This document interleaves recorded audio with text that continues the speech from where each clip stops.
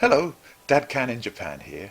Today we're reading book 666 in the Magic Treehouse series, Darkwater Island Before the Dawn. Chapter 1. Another ludicrously dangerous adventure. Jack and Annie stood before Morgan in the Magic Treehouse, awaiting their mission. "Is this going to be another dangerous mission today?" asked Jack. "What do you mean?" inquired Morgan. "Well, every time you send us somewhere unnecessarily dangerous, and we barely get out with our lives. I mean, look at the time you sent us to Pompeii. You sent us there on the day of the eruption of Mount Vesuvius. Why couldn't you have sent us the day before the eruption, or the week before? No, you had to send us right before the volcano erupted, without telling us it was going to do so beforehand. I crapped my pants getting away from that." "It was a test. You got away, didn't you?" replied Morgan. "Have you heard of child endangerment laws? You just enjoy doing this, don't you?" said Jack. "Well, today all you have to do is go to a bookstore and rescue a book from a safe," said Morgan. "What's the catch?" said Jack.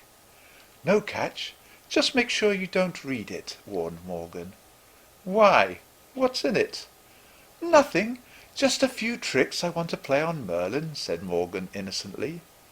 "What's it called?" asked Annie. "The Necronomicon." "The Necro what?" continued Annie. "The Necronomicon. It's a book of practical jokes," said Morgan with a glint in her eye. "Just in and out, and that's it?" asked Jack suspiciously. Morgan nodded. "Here is the book that will take you there. The History of Darkwater Island." "I don't like the sound of that," piped Annie. "Let's just get it over and done with," said Jack. He took a deep breath and pointed at the book. "I wish we could go there." The treehouse started to spin. It spun faster and faster. Then everything was still, absolutely still, except for the sounds of Jack and Annie throwing up in a corner. Chapter 2. The Nameless Bookstore. "Why does it always have to spin so fast?" moaned Annie, doubled over.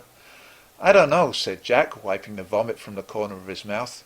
"You'd think we'd be used to it by now."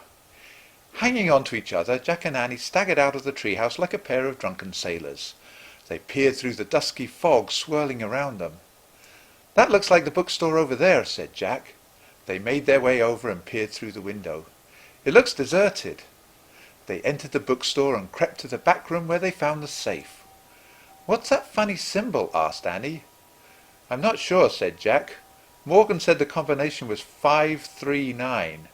Jack twirled the dials to the appropriate numbers and gave a big tug on the handle. The door to the safe swung open. Inside lay an old and dusty book, the Necronomicon. Jack reached in and picked up the book. "Ew!" exclaimed Jack. "The cover feels all old and leathery. Kind of like Grandpa." Annie stepped forward and wrinkled her nose. "Smells like him, too." Jack put the book down on a table and opened it. "Wait, Morgan told us not to read that," said Annie.